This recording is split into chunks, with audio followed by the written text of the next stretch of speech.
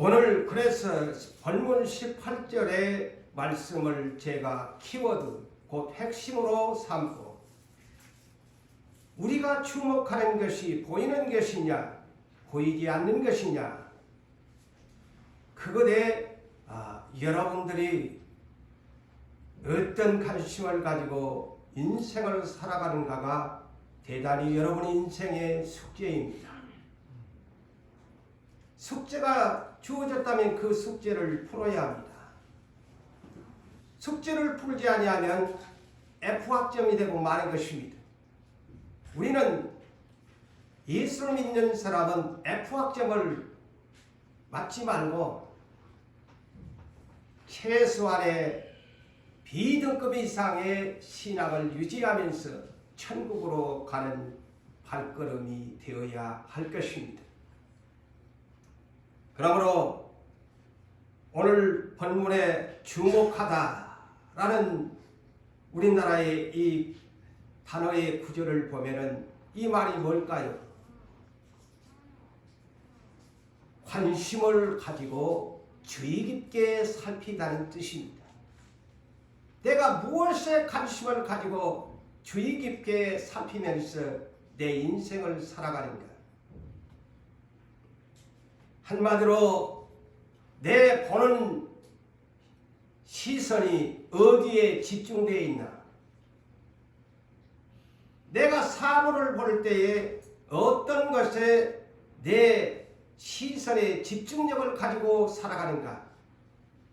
그것에 대한 말씀을 본문에서 우리에게 가르쳐주고 있습니다.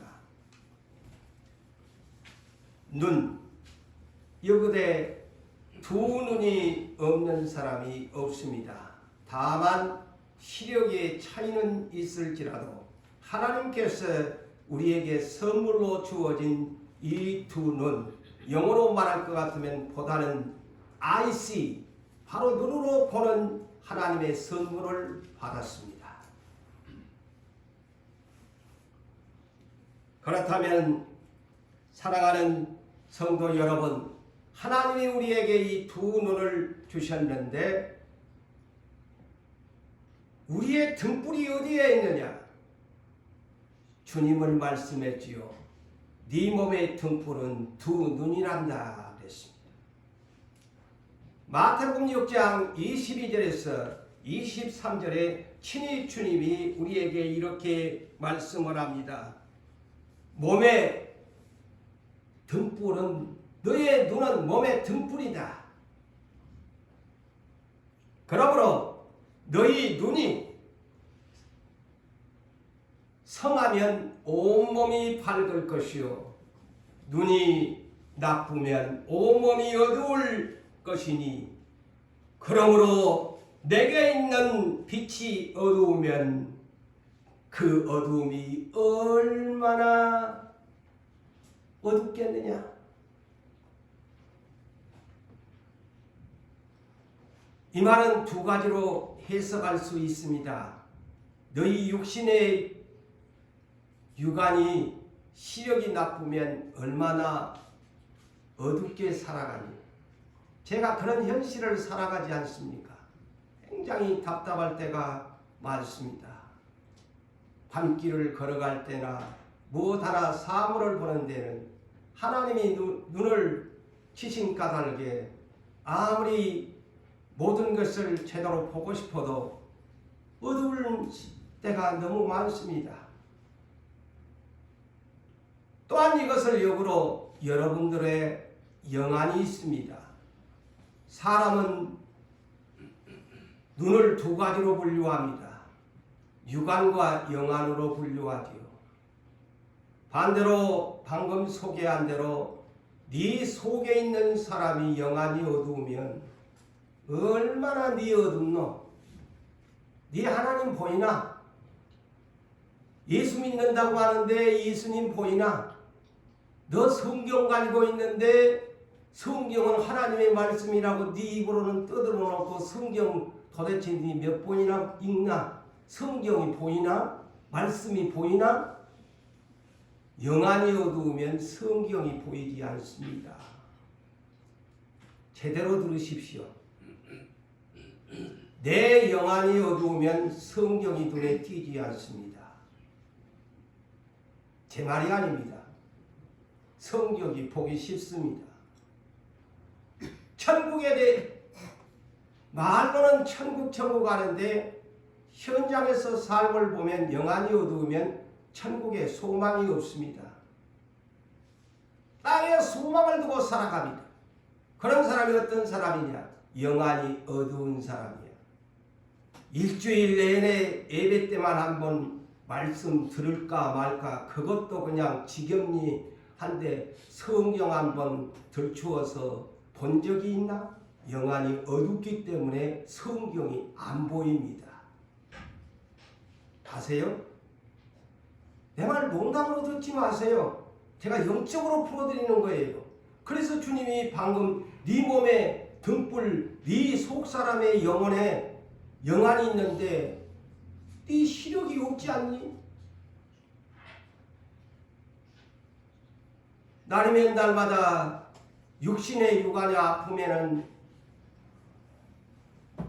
안과 의사 찾아가기에 바쁘고, 아니면은 안경점에 가서 도수 높은 곳으로 안경을 찾으려고 노력은 하지만 자기 영안이 어두워 성경책 하나도 못 본 사람이 그것 걱정 안 하고 살아가니 참 하나님이 볼 때 참 더 답답한 사람이다. 왜 네 성경 안 보노? 요한복음 1장 1절에 태초에 말씀이 계시니라. 말씀은 하나님과 함께 계시고 말씀은 하나님이라고 하는데 하나님의 말씀이 안 보이니 영안이 어두운 맹인이나 다름없지 않아요? 성경도 안 보는 사람이 천국에 가겠다고 하니 어불성설이지요. 맞아요. 그런 사람이 설교 기면 길다고 하고 그래요. 정말 성경을 많이 사랑하는 사람은요, 많이 보는 사람은 2시간, 3시간, 10시간을 내도 지겹지 않게 듣습니다. 영안이 열린 사람은 그래요. 영안이 닫혀져 있으니까 보기도 싫고 듣기도 싫어요.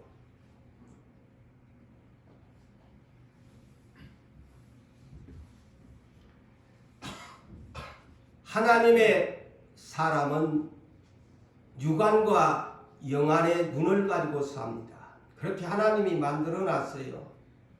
육적인 시력도 보게 하고 영적인 시력도 주어서 하나님을 만날 수 있도록. 그게 무슨 말이냐?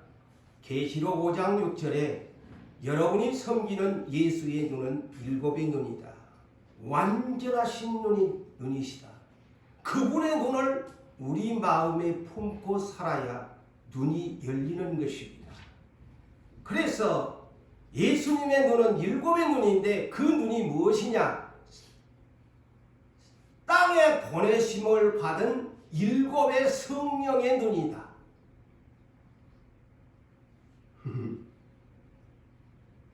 그리고 계시록 4장 5절에 성령은 7 등불이다.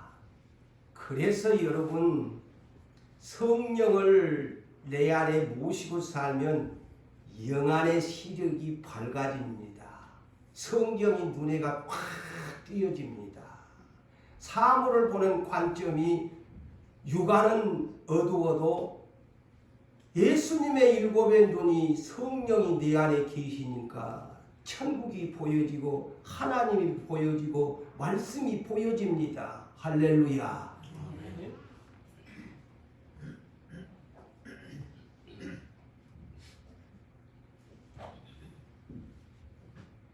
말씀이 여러분 인생길의 눈입니다. 이스라엘 민족을 처음으로 선택을 해가지고 그 민족에게 하나님의 말씀 성경을 주었어요. 근데 그들이 육안만을 신경 쓰고 영안에는 신경을 쓰지 않았습니다. 잠언서 6장 23절에 보면 대저 명령은 등불이요. 하나님의 말씀에 명령은 등불이요. 법은 율법은 빛이다. 시편 119편 105절에도 이렇게 말씀하지요. 주의 말씀은 내 걷는 길에 내 발에 등불이 되고 내 길에 빛이다. 이렇게 이스라엘 민족에게 하나님의 말씀에 법을 등불을 빛을 비춰 주었는데 그들의 상태는 어떠했을까요? 초림 예수가 왔는데 예수님을 못 본 거야.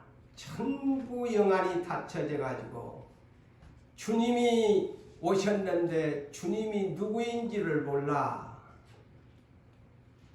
그래서 마태복음 13장 13절 이하에 주님이 그들을 향해서 유대인들을 향해서 이렇게 진단을 하지요. 너희는 귀가 있는데 내 말을 듣지 못하는 기머거리가 되었구나. 두 눈을 하나님께 선물로 받았는데 눈이 나를 메시아가 왔는데 나를 보지를 못하는구나.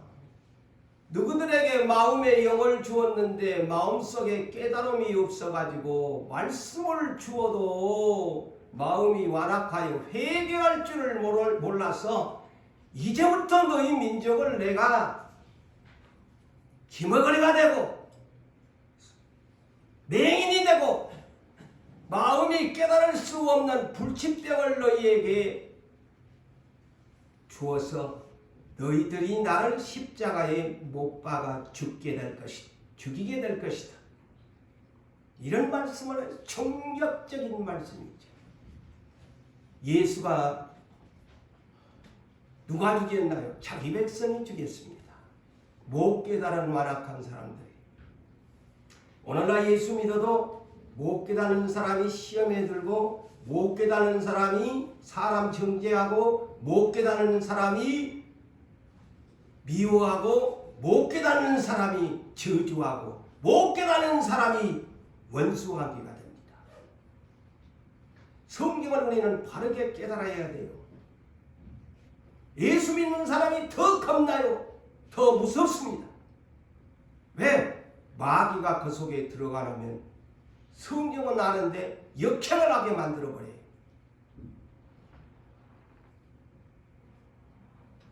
그래서 예수님이 마태복음 23장에서 진단을 하잖아요. 이스라엘의 지도자들, 가르치는 자들, 바리새인과 서기관들을 향해서 너희들은 애모적으로는 유대교의 교회 출석을 하면서 하나님을 섬긴다고 하는데 잘 믿는 척을 하는데 하나님에게 보이려고 너희가 유대교에 출석하는 것이 아니고 사람들에게 보이려고 유대교에 출석을 한다. 경건의 모양만 있을 뿐이지 외식하는 그러한 직책을 가지고 살아간다. 오늘날 교회에 저도 목사입니다마는 오늘날 영안이 열려지지 아니하고 맹인으로 목사가 될 수 있고 장로가 될 수 있고 권사, 집사, 안수집사 그런 분들이 지상의 교회에 많다는 사실을 아셔야 됩니다.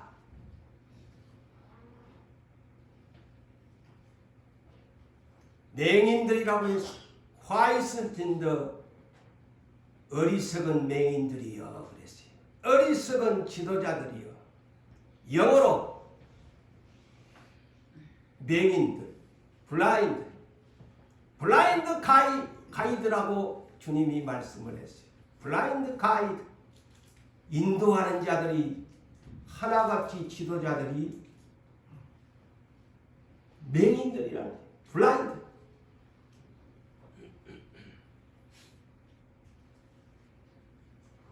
계시록 3장 18절에도 이 교회는 우리 교회와는 달리 엄청 부작교회 모두 다 부러워하지요. 부작교회 다니고 싶지요. 왜 가난한 교회 내가 다닐까? 아마 후회한지도 모르지요. 사랑하는 성도 여러분, 그런데 우리 주님은 성령님의 진단은 이 교회는 부작교회라서 부족한 것이 없는 그러한 교회라고 했어요. 그런데 뭐냐? 안약을 사서 네 눈에 발라라. 그러므로 나를 보게 하라고 했어요. 보지 못하는 것, 가장 불행한 인생입니다. 예수님을 보지를 못해요.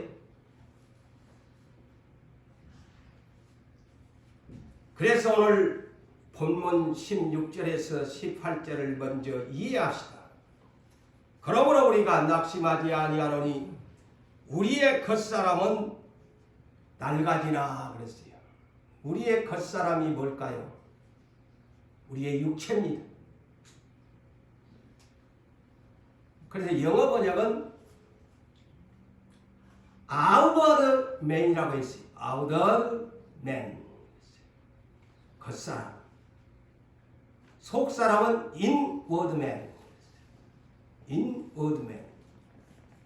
그래서 사람이 아까 눈도 육안과 영안이 있는 것처럼 사람이 겉사람과 속사람이 있다는 거야. 속사람이 뭐냐? 영혼입니다. 영혼이 있는 존재다. 겉사람 육체는 날마다 낡아지지요. 왜? 늙어지고 병 들어가고 백체의 지체가 자꾸 고장만 나잖아요. 우리가 이제 나이 들어가니까. 그래서 그래요. 내가 왜 이렇게 아플까?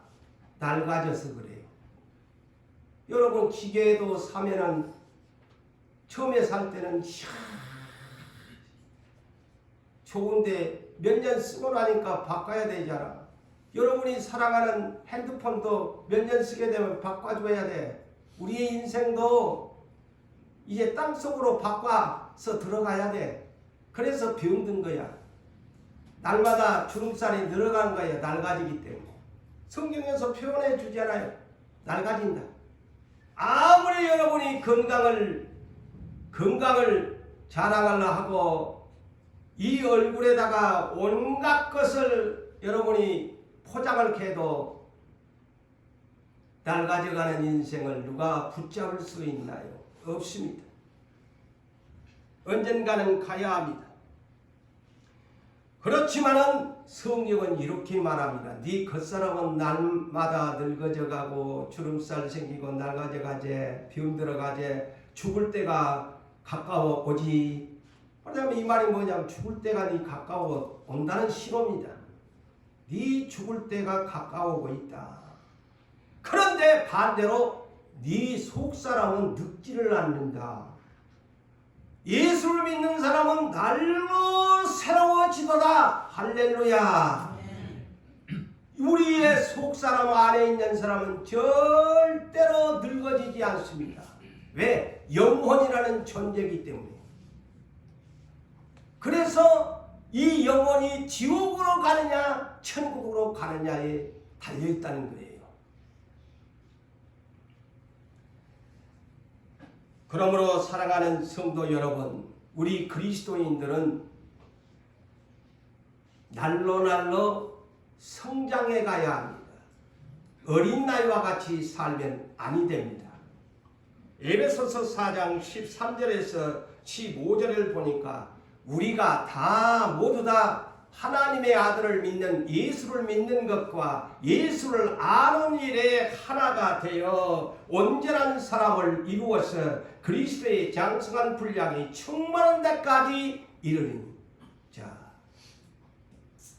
예수처럼 장성한 사람이 되기를 내 속사람이 예수를 영접하는 순간부터 새로운 예수를 닮은 장성한 사람으로 날로 장성해 가야 한다.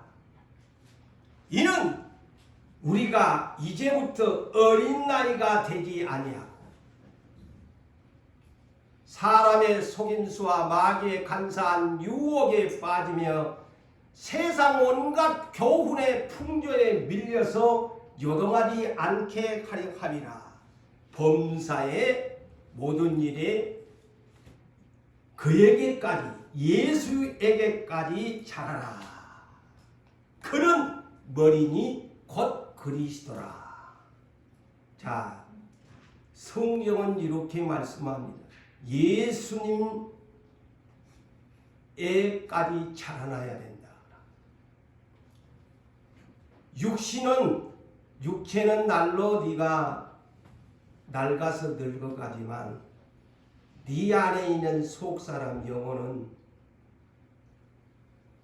영어로 inward man, 이 사람은 예수님까지 자라나야 된다. 빌립보서 2장 5절에 그것이 뭐냐? 예수의 마음을 품은 사람이 되어라. 쩔짱구가 되지 말고 온유 겸손한 사람이 되어라. 이런 사람은, 어떤 예수의 마음을 품은 사람은 어떤 시련과 시험이 와도 넘어지지를 않고 하나님의 말씀이 주어지면 죽으라는 복종까지 하는 사람이 예수의 마음을 품은 사람이란다. 그래서 예수님에게까지 자라나기를 원합니다.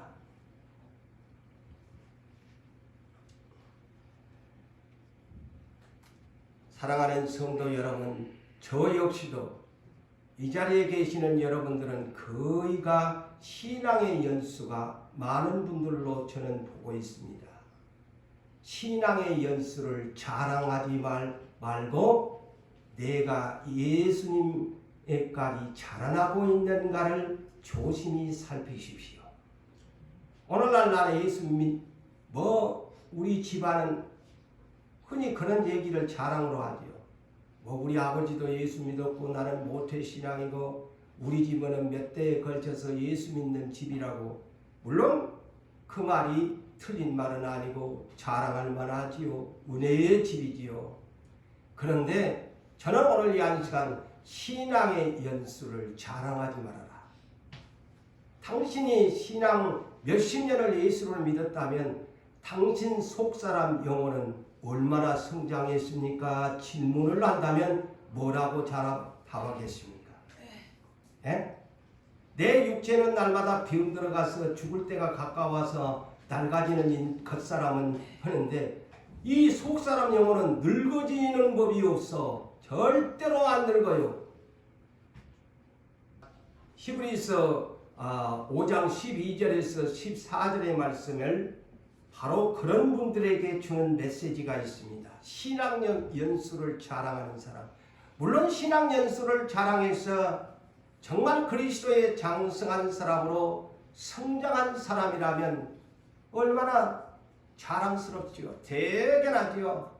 박수를 쳐줄 만하지요. 그런데 아무리 나이를 많이 먹고 신앙 연수를 수십 년을 예수를 믿어도 목사일지라도 장로라고 할지라도 권사일지라도 신앙 성장이, 믿음의 성장이 없다면 자랑할 수 없는 부끄러운 것입니다. 자, 성경을 소개하죠. 때가 오래되었으므로. 이 말이 뭘까요? 너 예수 믿은 지가 꽤나 오래되었구나. 마땅히 네가 초생들에게 하나님의 말씀을 가지고 가르쳐야 할 선생이 될 처지인데, 너희가 다시 하나님의 말씀에 초보에 대하여 누구에게서 도리어가서 가르침을 받아야 할 처지가 됐다니, 이 정말 민망스러운 얘기라 이거죠. 예수 믿은 지가 수십 년이 됐는데 아직도 하나님의 말씀에 초보의 어린 신앙에 불과하던, 성장이 없어 속사람이. 그런 얘기예요. 단단한 음식은 못 먹고, 이 말이 뭘까요? 영적인 비구입니다. 딱딱하고 계명적이고 순종해라 지켜야 된다 하는 말씀은 못 먹고 젖이나 먹는 그런 자가 되어야 되겠나? 오늘 목사님이 나한테 부드러운 어린아이가 빨아먹는 젖을 그으면 소프트한 그런 말씀을 하면은 아멘하고 좀 단단한 음식이나 강한 메시지를 전하면 못 먹어가지고 그냥 설사가 나고 그냥 시험에 빠져가지고 교회 나오기도 그런 얘기입니다. 이 얘기가. 잘 들으세요. 이런 사람들은 젖을 먹는 사람이다. 어린아이다. 우유만 먹는 사람이다. 왜냐? 의의 말씀을 경험하지 못한 사람이다. 예수를 수십 년을 믿었는데도 부드러운 젖만을 먹으려고 교회에 올라오는 성도. 부끄러운 거예요. 아직 너는 어린아이, 젖을 먹는 어린아이야. 네 육체는 나이가 몇이니? 근데 왜 네 속사람 예수 믿는 지가 네 몇 년인데 아직도 젖 먹는 설교만 들으려고 하니? 목사가 비위 맞춰가지고 좋은 소리만 위로만 하고 복 준다는 소리만 하고 아멘 아멘하고 네 그래갖고 되겠나?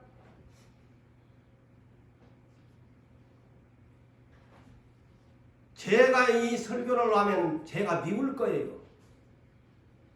그렇지만 진정한 저는 그렇습니다. 욕을 먹어도 이제 이 우리 교회의 수준은 젖 먹는 교회가 아닙니다. 시대를 준비하는 교회라면서 젖 먹는 젖이나 주는 설교를 들으려고 하면은 여러분은 아직도 성장을 못한 사람들이 혹시 있을까 싶습니다. 단단한 음식은 장성한 자가의 것이니 그들은 단단한 말씀을 딱딱한 설교의 말씀을 계명적인 설교를 듣고 지각을 곧 이 지각이라는 건 예수를 아는 지식을 받아들이면서 깨달아서 사용함으로 연단을 받아 선악을 분별하는 사람이 그리스도의 장성한 분량이 충만한 데까지 성장한 사람이라고 성경은 말합니다. 그러니까 이 한 시간 살아가는 성도 여러분, 나는 어린 나이인가? 나는 그리스도 안에서 장성한 사람인가? 여러분의 수준을 여러분 스스로가 잘할 거예요. 맞아요, 맞아요. 여러분 수준을 이제 평가해 보세요. 나는 이 말씀을 들었는데 나는 젖 먹는 어린아이인가? 아니 목사가 권사가 장로가 안수집사가 아직도 이런 수준에 머물렀다면 부끄러운 것이죠. 하나님이 볼 때는 아직 성장이 없어 어린 나이에 머물러 있다는 거예요. 부끄러운 것이지.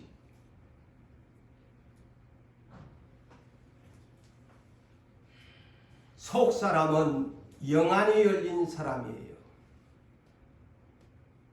속 사람은 단단한 어떤 하나님의 말씀도 고기나 이런 단단한 음식 맛있잖아요. 씹으면 씹을수록 맛있잖아요. 그게 장성한 자가 먹을 음식이다 이거예요. 설교도 마찬가지라는 거예요.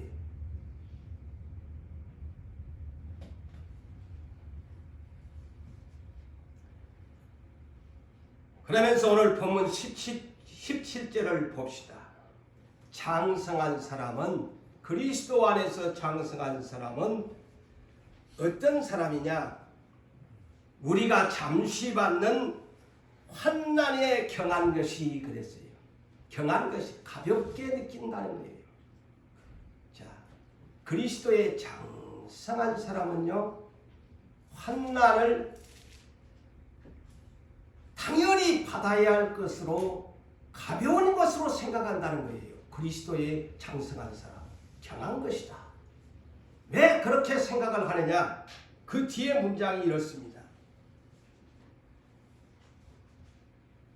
지극히 앞으로 하나님이 주실 지극히 크고 영원한 영광에 중한 것을 우리에게 이루게 하시는 하나님이 계시기 때문에 이까지 한난쯤이야. 이까지쯤이야 내가 내가 못 견디나? 이거 능히 내가 감당할 수 있습니다. 하나님. 나 많이 컸잖아요.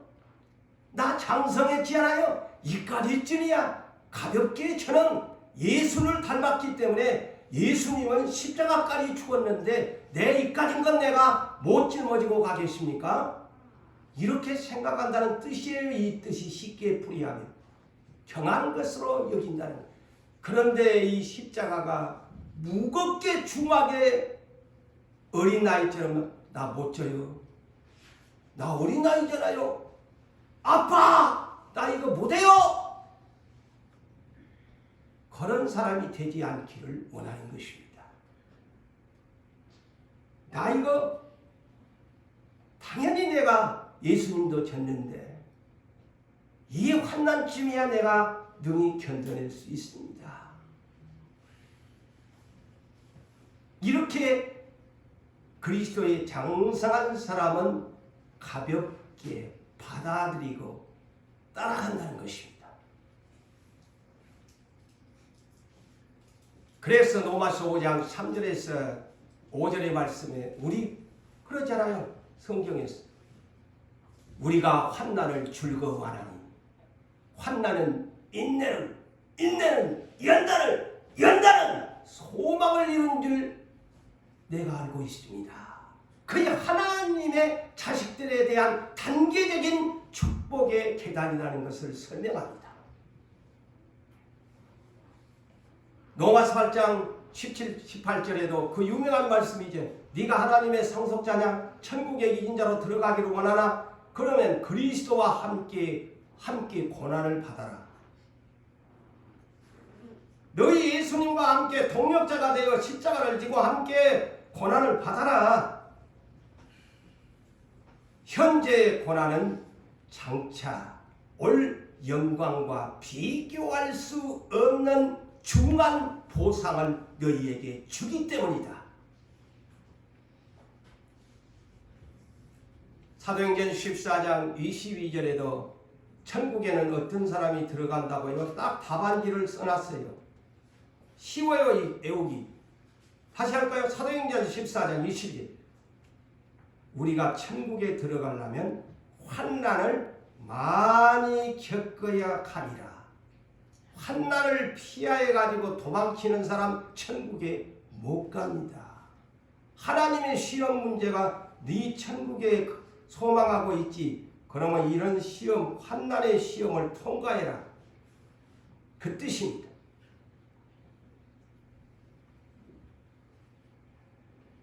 그래서 야고보서 1장 2절로 4절에 왜 우리에게 이런 온갖 여러 가지 시험들이 있나?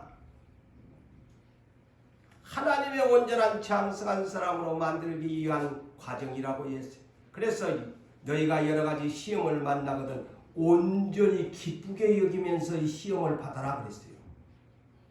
예? 인상 찌푸리면서 하고 싶은 말 다 그냥 원망하는 소리 다 뱉어버리면서 시험 받으면 아무 소용없어요. 여러 가지 시험을 당하거든 온전히 기쁘게 여기면서 시험을 치러라. 이 아무개야. 믿음의 시련이 인내를 만들어내는 줄 알미라. 인내를 온전히 이루어야 한다. 이는 너희 왜 이런 시험을 치르게 하느냐? 너를 온전하고 구비하여 조금도 부족함이 없게 하려고 한다. 제 말입니까? 하나님의 욕심이에요. 당신의 자녀들, 상속자들 온전하고 구비하여 조금도 부족함이 없게 하시려고 시험을 치는데요. 오늘날 시험이 있으면 이상한 사람, 시험 당하면 저 사람 잘못된 사람, 정죄하는 시대입니다. 성경을 몰라서 그래요. 하나님의 뜻을 제대로 못 읽어서 그런 함부로 판단하고 정죄하는 거예요.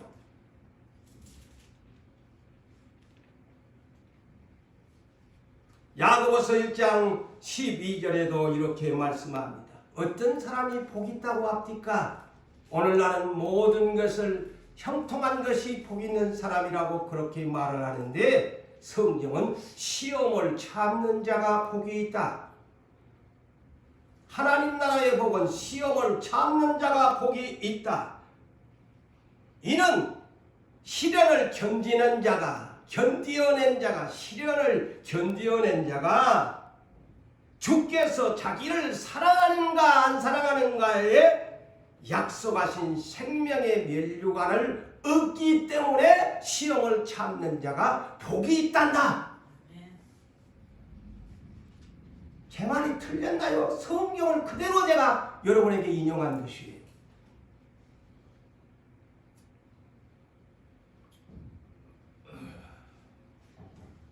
자, 히브리서 10장 32절에서 39절을 소개합니다. 성경으로 알아야 성경으로 망하지 않습니다. 아무리 세상에 달콤한 많은 얘기가 중요한 것이 아니고, 성경 66권에 하나님이 주신 이 말씀을 전하기에도 읽기에도 평생 가도 못하는데 이 한 시간만이라도 성경을 들어야 되지 않습니까? 뭐라고 했느냐? 전날에 그랬어요. 전날에 너희가 빛을 받은 후에, 곧 너희가 예수를 영접해서 처음 사랑을 가졌을 적에, 그 얘기입니다. 고난의 큰 싸움에 견디어낸 것을 생각을 해라. 유부산 교회 사랑하는 성도 여러분들이요, 이 교회의 약속과 함께 얼마나 전날에 빛을 받은 후에, 약속을 받은 후에 우리가 고난의 큰 싸움에서 견뎌낸 것을 생각해 보아라. 성경은 그렇게 말씀합니다. 혹은 어떤 고난의 큰 싸움을 했나? 혹은 비방거리가 되어지고 환난으로서 많은 사람들에게 구경거리가 되어지고, 혹은 이렇게 환난을 당함으로 모든 사람들에게 구경거리가 되어진 이 유부산교의 모든 무리가 서로 친구처럼 사귀게 되었나니, 이 공동체지요.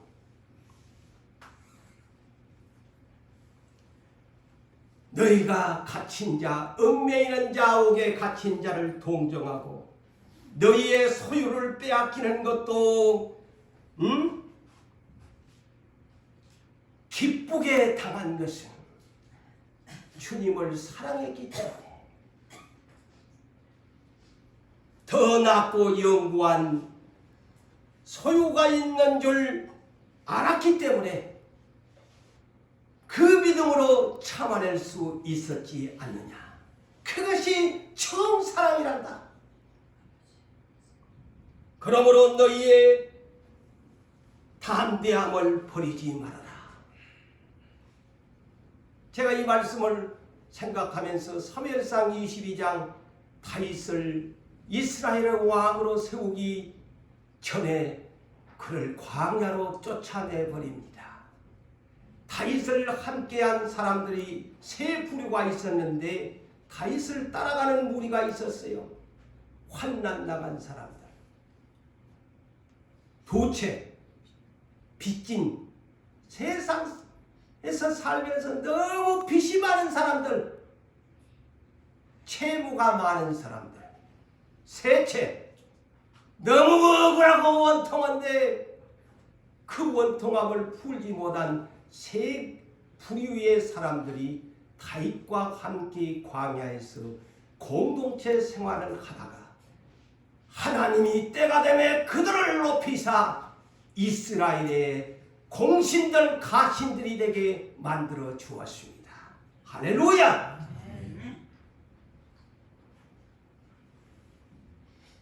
이것이 큰 상을 얻게 되는 것이다. 그게 하나님의 축복의 방법이에요.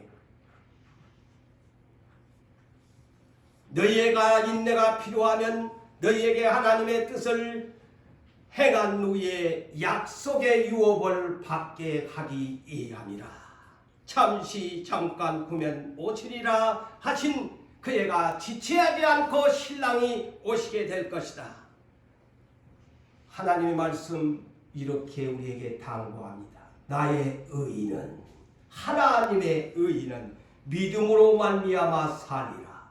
또한 뒤로 광야 교회처럼 40년을 뒤로 물러가는 그런 백성은 하나님의 마음이 그를 기뻐하지 아니하신다. 우리는 뒤로 물러가 멸망에 빠질 자가 아니요 오직 영혼을 구원함에 이르는 믿음을 가진 자니라고 성경은 권면합니다.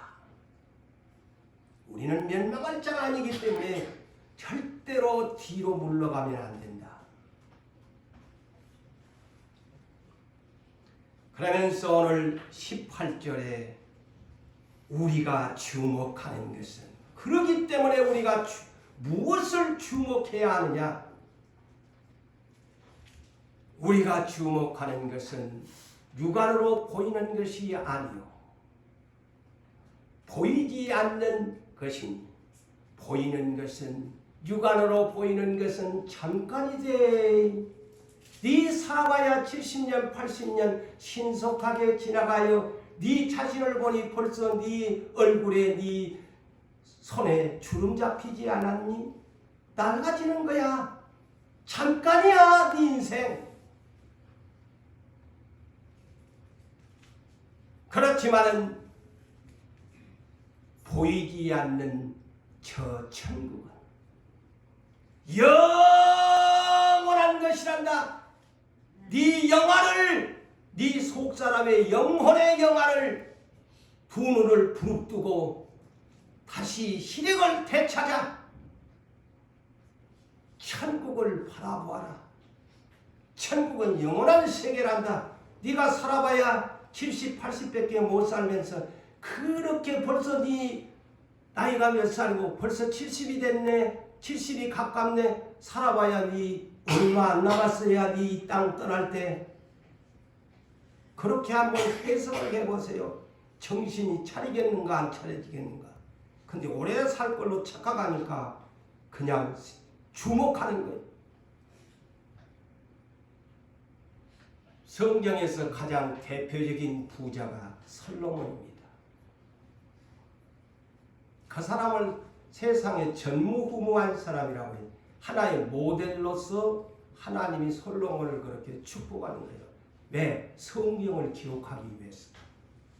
성경을 기록하기 위한 모델로서 솔로몬에게 있는 것 없는 것 다 주었어요.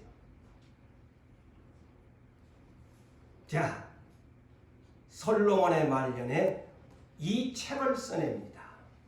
성경을 만들려고. 전도서입니다. 1장에서 12장까지 인생에 대한 것을 전도서에 기록하고 있습니다. 그는 전도서 1장 1절 이하에 다윗의 아들 솔로몬 전도자가 이르되, 자기 자신을 전도자라고 했어요. 하나님의 말씀을 전하는 자라고 했어요. 그래서 자기 자신, 나는 하나님의 말씀을 전하는 전도자다. 그러면서 뭐라고 합니까? 세상에 있는 저 바다를 보라. 끝없이 매일같이 강물을 입을 쫙 벌리고 삼키고 삼켜도 그 욕심은 끝이 없구나. 저 바다 보세요. 온 지구 땅에 육지에서 흐르는 물줄기를 날마다 입을 벌리고 묵어도 바다는 가만히 그대로야. 양 욕심이 그거에다 비유했어요. 욕심이 바다의 욕심과 같은 것이다. 그러면서 헛되다를 무려 5번을 반복합니다. 그렇게 전도서 1장을 오프닝을 하면서 마지막 전도서 12장 8절로 14절을 이런 결론을 솔로몬이 내립니다. 다시 헛되고 헛되며 모든 것이 헛되도다. 나 전도자는, 나 솔로몬 전도자는 지혜자이어서 여전히 하나님의 백성에게 하나님의 말씀의 지식을 가르치고 있다.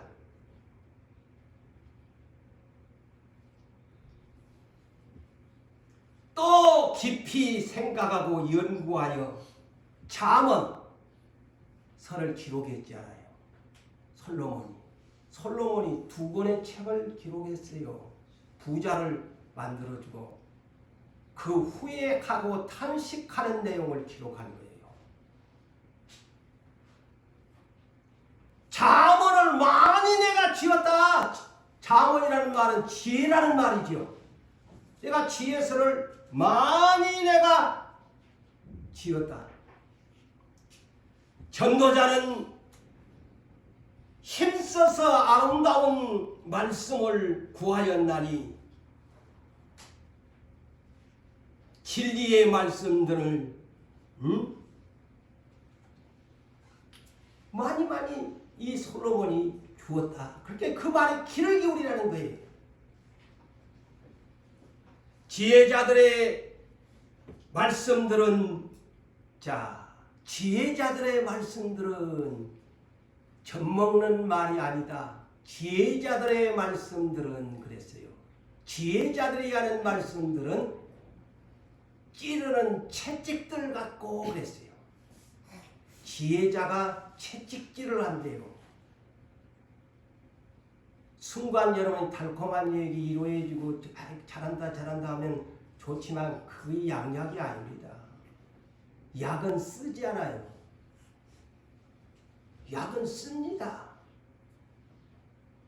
지혜자들의 말씀들은 찌르는 채찍들 같고 해중에 많은 사람들이 모이는 해중의 스승들이 말씀들은 잘 박힌 모처럼 규격 있게 딱 박히도록 하는 말씀이고, 그런데 이 말씀들이 누구로부터 나왔나? 솔로몬이가 자기가 했다고 하죠. 한 목자 예수 그리스도로부터 이 말씀이 나왔다.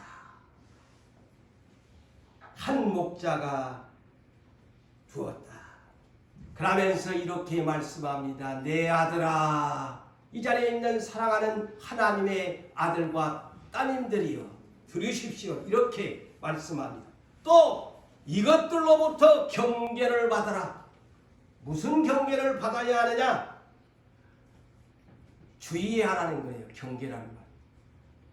네 인생에 주의할 점이 있다. 첫째, 많은 책들을 짓는 것이 끝이 없다. 많은 책들을 짓는 것은 끝도 없이 나온다. 두 번째, 많이 공부하는 것은 다 많이 공부하기를 원하죠. 몸이 피곤할 뿐이다. 이 땅에서는요, 수많은 책들이 쏟아지고 수많은 책들에 의해서 공부해봐야 공부하지 말라는 말이 그만큼 육신이 피곤해진다는 겁니다. 너희가 전도서 1장부터 12장의 일의 결국을 내가 이 전도서에 쓴 말들을 너희가 다 들었으니 이제 내가 너희에게 잠언서를 주고 전도서를 너희에게 전도자로서 너희에게 소개하는데 하나님을 경외하라. 이것이 하나님의 명령을 지키라. 이것이 모든 사람의 본분이란다. 응? 네가 성경 제쳐놓고 세상에 많은 책들 눈이 어두울 정도로 육안을 열고서 많이 배우고 공부해봤자 네 몸만 축나고 네 시력만 떨어지고 피곤해. 왜 근데 성경은 안 보니? 그 얘기입니다. 이것이 모든 사람의 본분이다.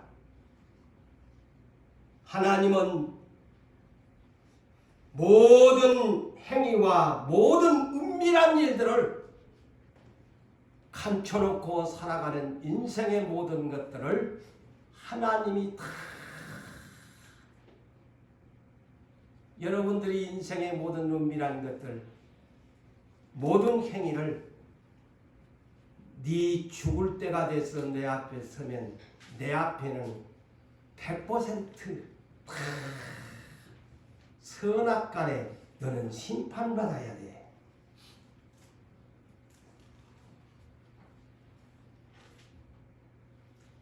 자, 에덴 동산의 하와가 주목한 것이 뭐였나요?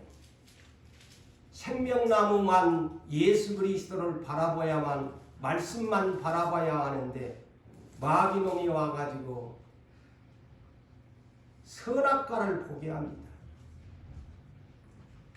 그래서 성경에 보니까 선악과를 바라본즉, 주목한즉, 먹은즉, 보안즉, 지혜롭게 할 만큼 탐스럽게 보인지라. 그의 인생의 주목은 엉뚱한 데 시선을 집중하고 말았습니다. 광야교회 눈앞에 약속의 땅이 다가왔습니다. 그래서 이스라엘 12 두령들 지도자들을 한 번 가서 육안으로 가서 보고 오기 위한 그들의 청원을 허락하셨습니다.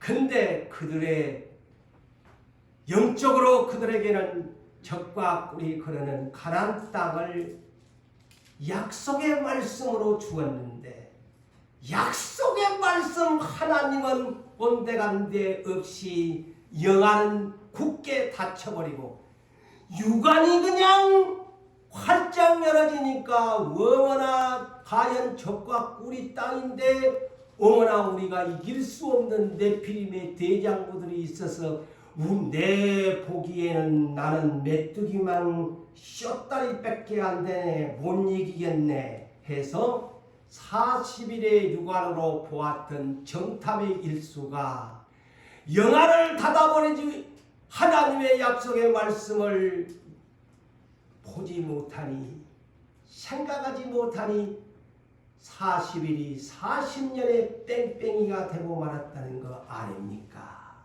멸망당했습니다.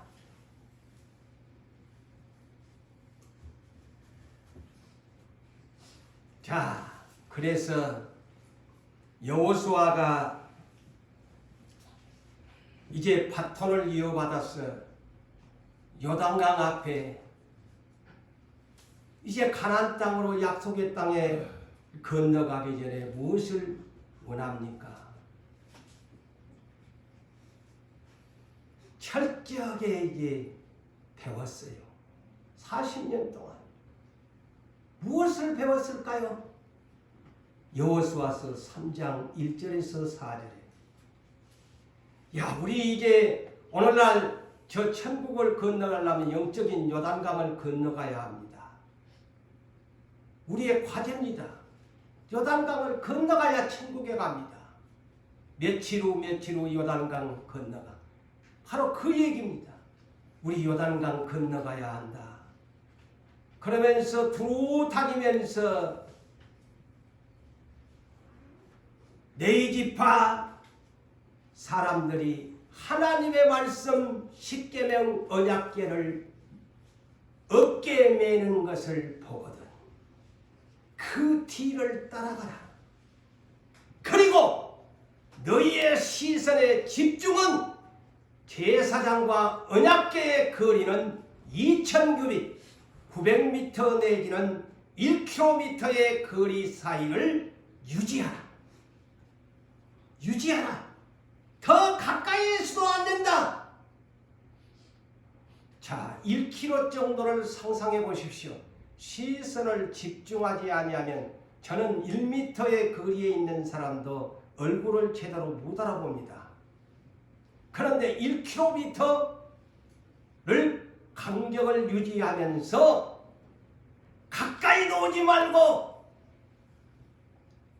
자, 화살을 쏘는 사람이 관역을 향하여 눈을 지그시 감고 집중한 것 같이 관역을 향하여 총을 발사하는 자처럼 언약궤를 바라보라. 제사장 주의 종을 거리를 유지하라. 그리하면 네 행할 길을 알리라. 시선 집중입니다. 성도 여러분, 말씀을 맺습니다. 성경을 사랑합시다. 말씀을 사랑합시다. 말씀은 하나님의 능력입니다. 이제 우리가 집중해야 할 것은 매일같이 핸드폰, TV, 온갖 책들, 온갖 인터넷, 세상 구경할 것, 내는 내 초점을 뺏겨버리고 성경을 가지고 있으면서도 영안이 닫혀서 성경을 볼 줄을 몰라. 성경을 볼 줄을 몰라. 얘 아무개, 야, 왜 네 성경 안 보노? 왜 네 시선이 세상 것에만 이리번 저리번 한눈 팔고 다니니? 좀 제발 성경은 하나님의 말씀이야. 예수를 아는 지식이야. 그거에 네가 주목 좀 해봐라. 그래야 천국이 보이고 예수가 네 눈에 보이고 말씀이 네 눈에 보인단다. 제발 성경 좀 봐라. 곧 성경 보는 것이 나 하나님을 보는 것이고 예수를 보는 것이고 천국을 보는 것이란다. 알았니?